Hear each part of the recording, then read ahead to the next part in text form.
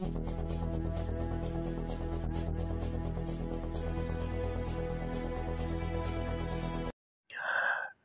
subire ndabaha ikaze mwese nshuti banywanyi bacu mukunda kandi mugakurikira amakuru n'ibiganiro dutambutsa kuri chaîne ya Imwe Rudende ya Isange TV, ishene ibashikiriza amakuru n'ibiganiro biba bigezweho kandi biba byakura amatohoza mu rurimi rw'ikirundi.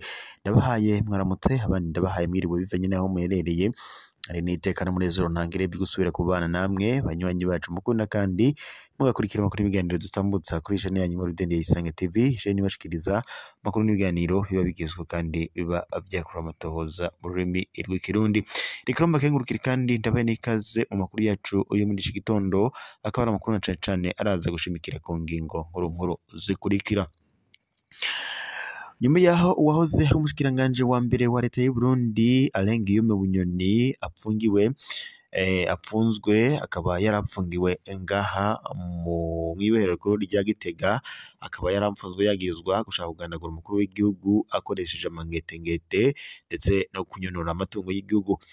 Alain Guillaume Bunyoni kuva yagapfungwa hakomeje humvikana amakuru agaruka ku buzima bwiwe aho yarari mu nyororo. Nyuma yaho rero byaje kuyangara aho ndetse byaje no kurangira ubuzima bwiwe bugiye mu kaga, atangura kuba atumva atavuga ndetse atari no kuraba neza, ndetse bikanavuga ko rimwe na rimwe yinyegezaga munsi y'igitanda yarimwe ngaho mwibohero.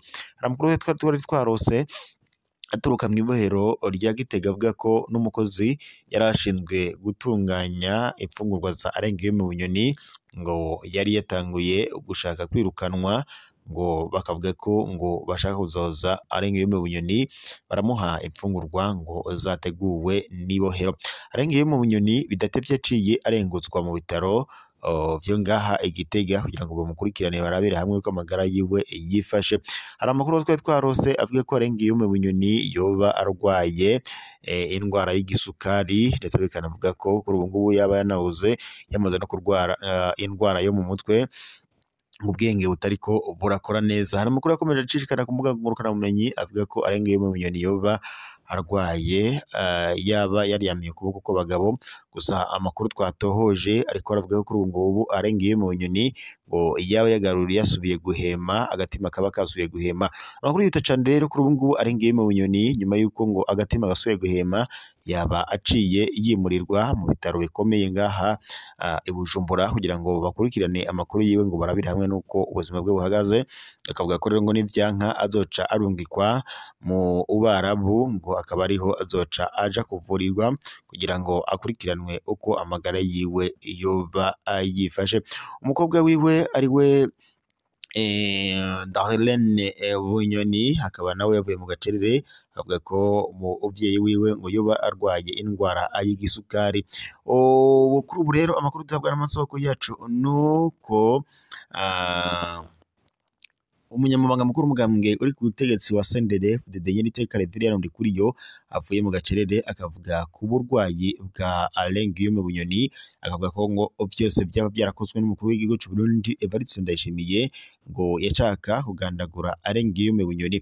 Mu gihe kandi Alain Guillaume Bunyoni yumvikana na bamwe mu batwara Burundi uretse umukuru w'igihugu, muribukana cane ko icuka kibi cigeze muribukana cane ko icuka kibi cigeze kwaduka hagati ya Evariste Ndayishimiye ndetse n'uwahoze ari umushikiranganje wa mbere wa leta y'u Burundi Gervais Ndirakobuca, bivanye nuko yari ashigikiye Alain Guillaume Bunyoni mu gihe umukuru w'igihugu we yacaka kumugandagura.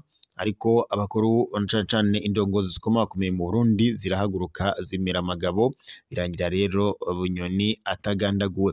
Ivyo rero byose byatumye Alain Guillaume Bunyoni akingirwa, ariko icuka kibi kirabandanya. Kuri ubu ngubu rero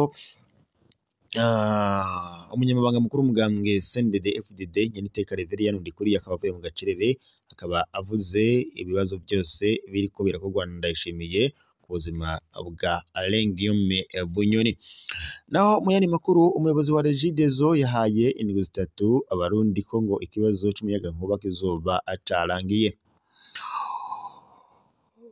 Mu gihe ku muhingamo wo kuri uyu wa gatandatu igenekerezo rya 11 Gitugutu uyu mwaka, umukuru w'igihugu cy'u Burundi Evariste Ndayishimiye yashikirije musitanteri wa komine Mpanda Leopold Ndayisaba yaciye agendera ibibanza bitandukanye birimwo imihora y'umuyagankuba wa Regideso imbere y'abamenyeshamakuru. Umuyobozi mukuru wa Regideso Manigomba Jean Albert yasavye abenegihugu kumenya ko ata muntu akora umurete ngo atamenye irigi, kandi arabahumuriza ngo ko umuyagankuba uhari kandi ukwiye. Yasiguye ko icikagurika riva ku bikorwa ngo byo guhuza ubuhinga bushasha bw'imihora mishasha Kamanyora Bujumbura hamwe ndetse n'ivyuma ngo byo ku gituro co ku Rubirizi kw'ibarabara RN1. Manigomba yizeza ko mu ndwi zitatu ibintu bizoba vyagiye mu buryo abenegihugu ngo bakaronka umuyagankuba udacikagurika. Yasabye kandi kwirinda kubaka munsi y'insinga z'umuyagankuba kugira ngo bakingire amagara n'umutekano. Naho mu Butaho abegwa n'ikibazo c'indero bose umwe wese mu vyajejwe ategerezwa gukora kugira ngo igisata c'indero muri komine Muhuta gitere imbere, ubumenyi bwiyongere. Kuri uyu wa kabiri igenekerezo rya 7 Gitugutu y'umwaka, musitanteri wa komine Muhuta Ngoroyimana Filimo ari kumwe n'uwurongoye igisata c'indero muri komine Muhuta baratunganije inama kuberwa n'ikibazo c'indero muri komine Muhuta. Muri iyo nama hari hatumiwemo abayobozi b'amashure shingiro n'ayayakurira hamwe ndetse n'ivyegera vyayo. Abatowe mu nama ya komine Muhuta, abagize komite nshingwabishure ku mashure yose agize komine Muhuta, abakorera mu gisata c'indero bose hamwe ndetse n'abavyeyi. Mw'ijambo ryiwe musitanteri wa komine Muhuta Manigomba yasavye abegwa n'ikibazo c'indero bose umwe wese mu vyajejwe gukora kandi kugira ngo igisata c'indero muri komine Muhuta gitere imbere, ubumenyi bwiyongere.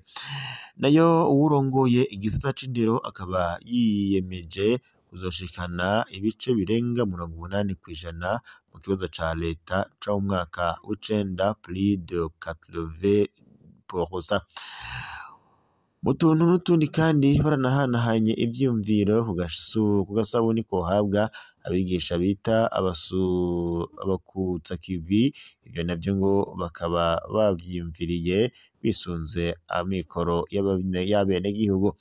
Mu kurangiza kandi inama, abegwa n'ikibazo c'indero bose bari bitavye iyo nama bavuyeho biyemereye ko ngo bagiye gufasha umwe wese aho aherereye kugira ngo iryo hangiro bihaye baze barishikeko.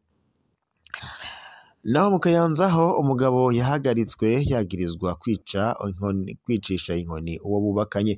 Kwa Kayanza kwa 10 Gitugutu y'umwaka, ibara ryaraguye mu muryango mu gice ca Kirema komine Kayanza intara ya Butanyerera mu buraruko bw'Uburundi. Hari umugabo yahagaritswe n'igipolisi c'igihugu ku munsi wa 3 wa 8 Gitugutu uyu mwaka yikekwa ko yishe bunyamaswa umukenyezi wiwe akoresheje inkoni mw'ijoro ryo 7 rishira uwa 8 Gitugutu uyu mwaka.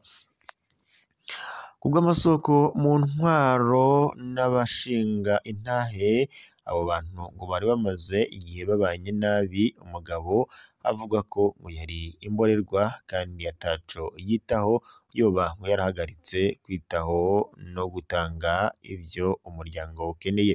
Bituma rero ngo haba imishwano myinshi, yamara iminsi myinshi ngo aba ariko aranywa kandi ntaco yari agitanga muhira. Ibi rero bikaba bivugwa niko uwegereye uwo muryango ashikiriza. Indongozi ziriyamiriza ingaruka mbi z'ibinyobwa.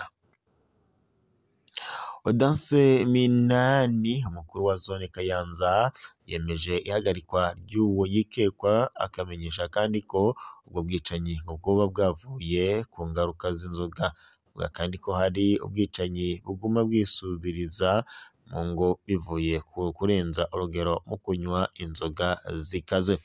Duhamagarira abanyagihugu guheba ivyo binyobwa bisambura imiryango bigatera ingorane nk'izi.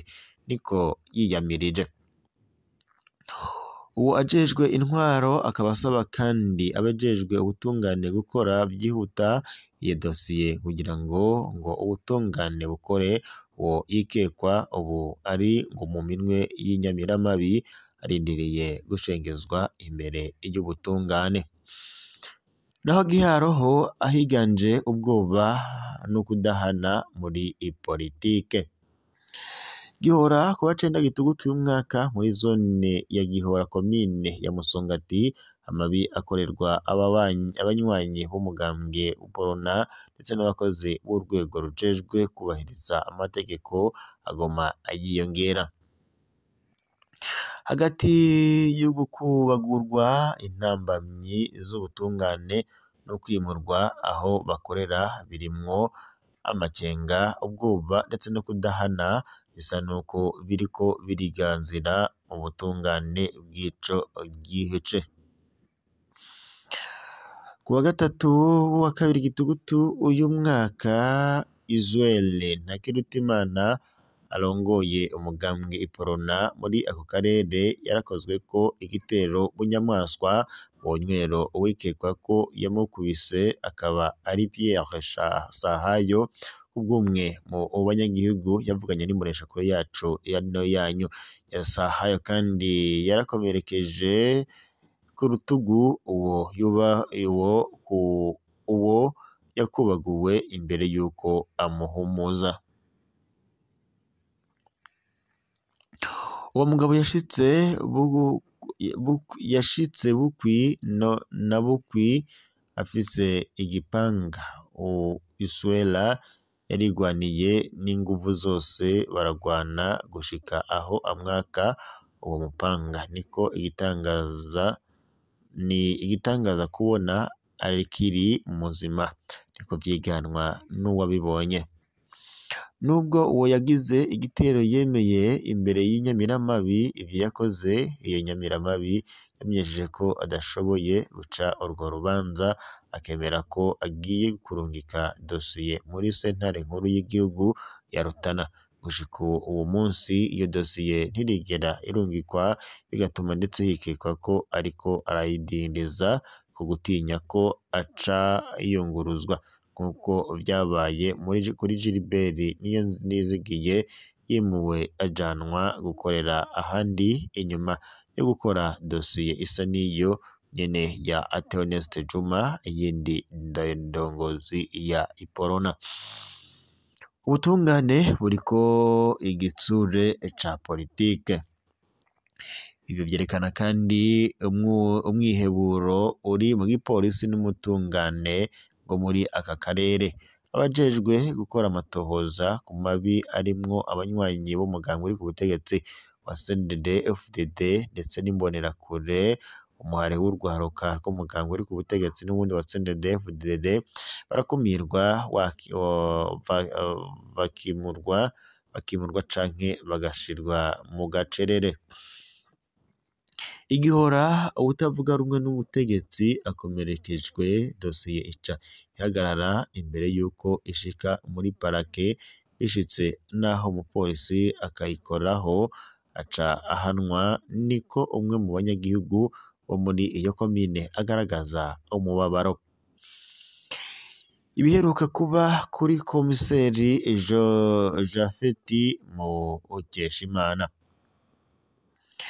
Ico cuka c'iterabwoba si ica vuba. Muri 2024 komiseri arongoye igipolisi muri komine ya Gihora Major Jafeti Mukeshimana yaricishijwe igipanga mu gihe yariko aragerageza gukurikirana imbonerakure yikekwa ko yishe umwigeme w'umuyabaga.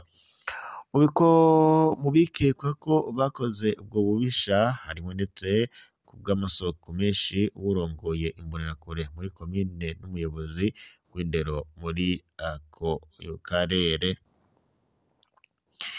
Inyuma y'umwaka urenga nta numwe mu bakoze iryo bara arigera arengutswa imbere y'ubutungane, mu gihe kandi dosiye yategerezwa kuburanishwa mu kibiriraho.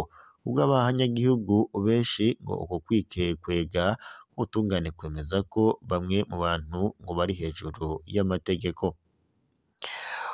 Ukudahana kwiganje neza muri Gihora no mu yandi makomine y'iyo ntara, ingendo nk'iyo iribonekeza. Abakorerwa ayo mabi ni abatavuga rumwe n'ubutegetsi canke abanyagihugu banegura ubutegetsi. Abakora ubwo bubisha barakingirwa, abapolisi batarya umunwa baraterwa ubwoba canke bakimurwa. Amadosiye ntiyigera ashika muri iparake. Umwe mu baharanira agateka kazina muntu arabivuga mu majambo make.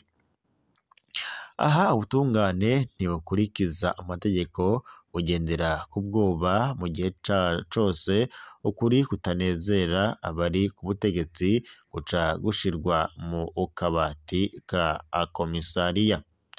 Hagati aho Usweli Ntakirutimana abayeho mu mwiheburo, wikekwa ko yamukomerekeje aridegembya ataco yinona, kandi ivyabaye kuri komiseri Japhet Mukeshimana biracatera ubwoba benshi. Abagabo babiri bakoze ku bari kazoza kaburi byose bibatanijwe n'ikibazo kimwe. Gushika ryari ubutungane bw'u Burundi buzotahura ko umupanga udasubirira amategeko?